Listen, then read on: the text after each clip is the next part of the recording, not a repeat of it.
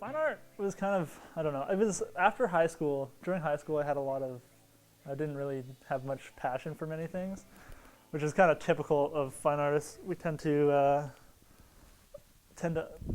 focus, we were focused on art a lot when we were younger anyways, and kind of just carried on. So in high school that was pretty much all I was good at and would do a lot of the time, so I would skip a lot of other classes and go to my art classroom a lot. Well, this piece is actually pretty interesting. It's comprised out of mostly found objects. There's a couple nails in it, but for the most part it's all held together by the pressures that are working against each other. So the rebar is pushing the whole frame inwards, while all these contraptions are actually pushing things outwards. So that's how it actually holds itself together. This was an assemblage piece that had to be painted. It was actually a painting project.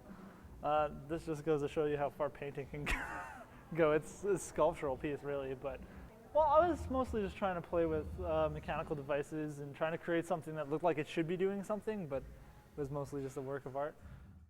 I've really started to kind of see a lot more into myself and kind of what has inspired me, and I've found that it tends to focus a lot on just my upbringing and my influence through my father and my grandfather. They're both very mechanically inclined. My dad is a welder, actually. But he builds a lot of things. Like most of the stuff that's around here right even now is we just pull together out of scrap stuff all the time.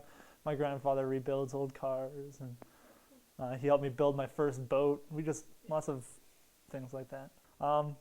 But I always like doing the hands-on things. It seems so natural and it's just easy to do. So this piece is a drawing project. You took an object that was kind of close to you, and then you had to abstract it.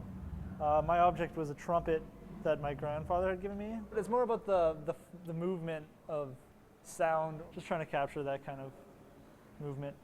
Well, I do get inspired by artists that I know, but it's even people that you wouldn't even like typically consider artists, I guess. Just people that people do something that I find really intriguing, and then I'll kind of go off on that a little bit or play on that a little bit. I tend to focus on my surroundings a lot of the time. I just try to pull out what I'm thinking about most of the times. I get inspired when I walk around sometimes even, or just start playing with things in the shop, or even looking at different people's artwork a lot of times. So that's usually what inspires my work, and how I kind of usually go off on tangents. It always ends up kind of in my version of a take or something. It's definitely has a kind of my style to it, I guess. So the gun project, I titled it The Sum of Its Parts. Originally I was inspired because of I had walked into my friend's apartment, and him and his roommate are really into shooting guns. And I had walked into the apartment, and he had just purchased a new Russian handgun. It wasn't actually new, it's an old handgun, but he had just bought it. And it was laid out on the table in pieces because he was cleaning it up, because it was covered in oil from packaging. And he had the ammunition beside it.